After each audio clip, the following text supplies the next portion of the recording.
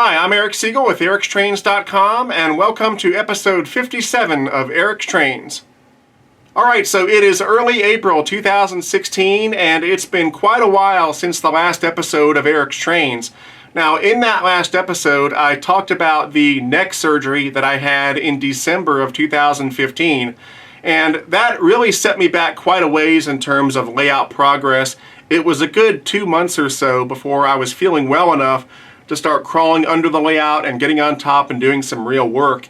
And then on top of that, baseball season started. My son is now playing high school baseball, and so that has eaten up an enormous amount of time, and it will continue to do so until the end of the season, but that's been a whole lot of fun. But anyway, I've had some time recently to do some work on the layout. Now, right now, the layout is unusually clean. Usually at this time of year, the layout is a complete mess because I'm doing all sorts of work. But a couple days ago, Mike Reagan and Dave Olson from Lionel came down here and paid me a visit and checked out the layout. And so, of course, I didn't want the layout to be a mess for their visit, so I did a quick cleanup. So it's actually looking pretty good right now. But anyway, what I'm going to do is show you some of the progress I've made recently on the layout. And then after that, we'll talk about some new trains and some new train reviews coming in the near future. Alright, so pretty much all of the work going on right now is on the back far reaches of the main table in the main room. So this corner here and then along the back spine, which I'll show you in a few minutes.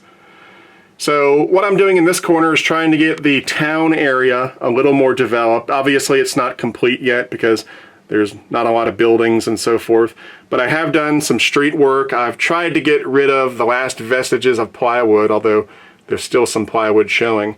But this street going toward the back is new, and eventually there will be a grade crossing going across those tracks, and grade crossings here and there as well.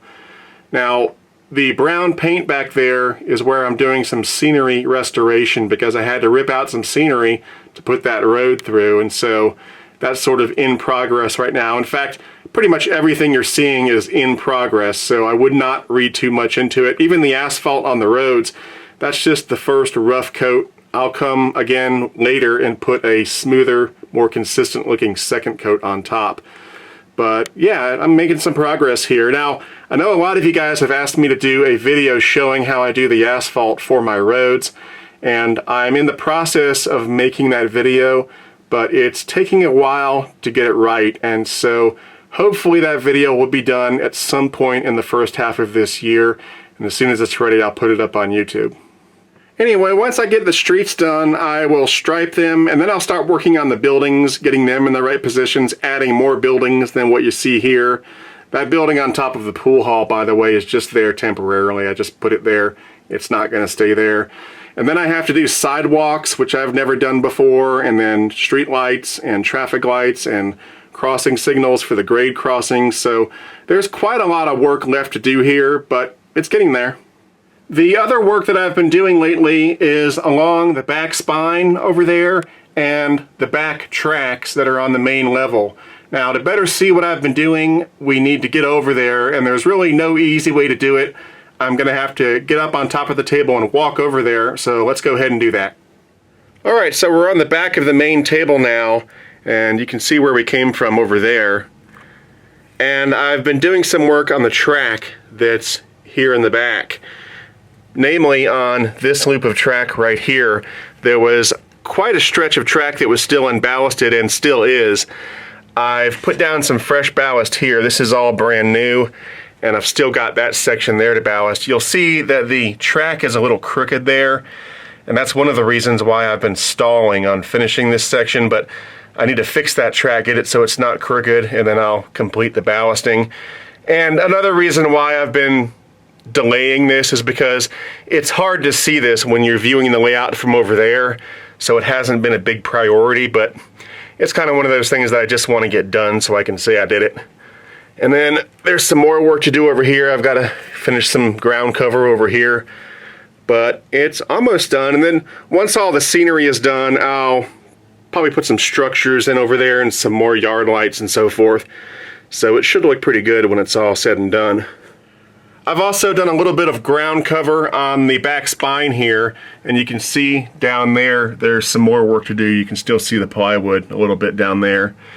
And then I also added this piece of rock here just to give a little flair to this area because the spine is pretty boring right now. This is nothing more than an 1/8 inch piece of masonite with some foam resin and plastic resin rocks over it that are cast using latex rock molds. It's the same stuff that I use to do the rest of the rocks on the layout. And I think it looks pretty good. And like I said, it adds a little flair to this area, makes it look a little cooler, makes it look like a nice little rock cut that the train is going through. Now, on the rest of the spine, I'm not going to do rock in the background. I'm going to have the backs of buildings, and I'm going to have Stu Gralnick from Model Building Services, the same guy who did my tower over there. He's going to do some building backs for me along this spine and behind the town over there, and that should look pretty cool when it's all done. Hopefully I'll have some of those backs in time for the open house this year, I don't know. But once that's all in here, it should look a lot busier back here and therefore a lot better. The only other layout work I've done recently is some lighting work. I added a little street light here underneath the steel bridge for the road right there. I think that looks pretty nice. And then I've got this little thing right here. Now this is the utility shed that comes with an Atlas signal when you buy it. And normally on the inside is where the circuit board that controls the signal system sits. However, in this case, I'm not using it for any track signals at all. What I have is an LED that is connected to track power. And the sole purpose of this shed is to let me know if the track has power at a glance, because, you know, sometimes during an open house or whatever, I can't tell if the track has power because there may not be an engine or a lighted car nearby. And so with this, I can just glance and see, yeah, the track has power. Now I put the light bulb right here because I've seen utility sheds on the side of the tracks before that have a light bulb here. So that's why I put the LED there, so it makes it look a little more realistic, and at the same time, it lets me know at a glance whether or not the track has power. I've got another one here in the Colorado room because, again, at a glance, there's no way to tell if the track in this room has power, especially if there are no lighted cars. Now, in this case, I've actually got some passenger cars right there, but if they weren't there, there'd be no way for me to tell. And so, again, that's what this is for. And it just has an LED wired to track power, and so I can walk into this room, and at a glance, I know the track has power. Alright, so now let's talk about some upcoming train reviews and some upcoming trains. Now, in the last episode back in December, you saw the big load of trains that I picked up at Legacy Station. I've already put out reviews for some of that stuff, but some of it is still in the queue. Now, right now, I'm working on a review for one of the new MTH SD70 ACEs. That should be done in about another week or so. And then after that, I'll tackle the new Lionel New York Central Empire State Express set that features the beautiful new 21-inch passenger cars from Lionel. Those are absolutely gorgeous. I love them. You can see some of them behind me right now. And then after that, I'll do a review for the MTH Big Boy. And then in about another week or two, I'm going to go over to Legacy Station and pick up another big load of trains that's waiting on me. I'm not sure what's waiting for me exactly. I think one of the items is the new SD40 from Lionel, but I'm not sure. But we'll find out, and I'll talk about that stuff when I go over there. But for now, that's it. I'm Eric Siegel, and I'll see you next time.